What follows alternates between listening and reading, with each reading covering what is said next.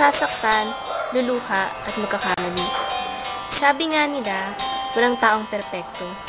Marami tayong nagagawang pagkakamali na hindi naman inaasahan na nagdudulot sa atin ng matinding pagsisisi.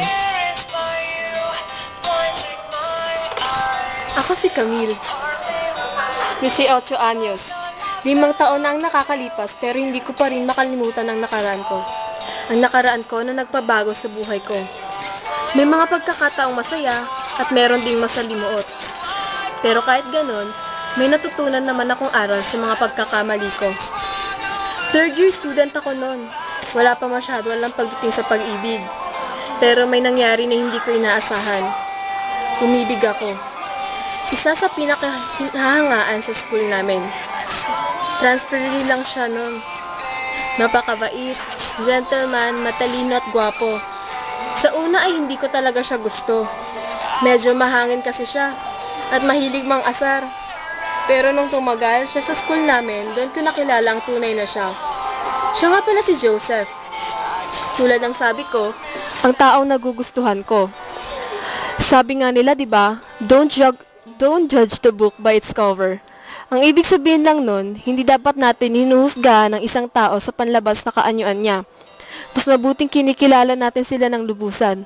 Sa kanya ko yun napatunayan. Ang bait pala niya. Siya na ata ang taong gusto kong makasama sa buong buhay ko. Siya talaga ang ideal man ko. Isang araw nagkaroon kami ng katuwaan sa loob ng klase, habang wala pang aming guro. Wala tayong magkasabihan ng mga crush ha. Walang KJ. Ako! Si Mark yung crush ko eh. Grabe, sobrang gwapo niya kasi. Oo nga, tama ka dyan, te. Hi! Uy, sa akin yun na. Eh di sa'yo na. Oo nga pala, ikaw Camille. Sino naman ang nagugustuhan mo? Ha? Hi guys! Anong ginagawa nyo? Hi Joseph. Ang ganda ng timing mo, no? May pinag-uusapan kaya kami. Ah, ganun ba? Sorry naman.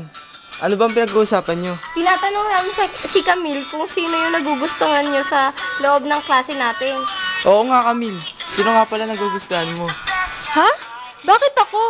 Wala naman ako nagugustuhan sa mga classmate natin eh. Wala kayong gwapo. Sus! Mamaya baka may crush ka naman pala kay Joseph. Tigilan nyo nga kakaganyan nyo. Wala, no?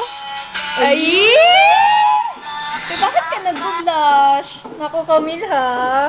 Wait, may iba naman. Eh, ikaw Joseph, sino nagugustuhan mo sa loob ng klase? Ha? Ako? Malamang, ikaw lang naman yung Joseph dito, di ba? Ha? Don't tell us si Camille ang crush mo. Tama nga kayo. Sinabi rin.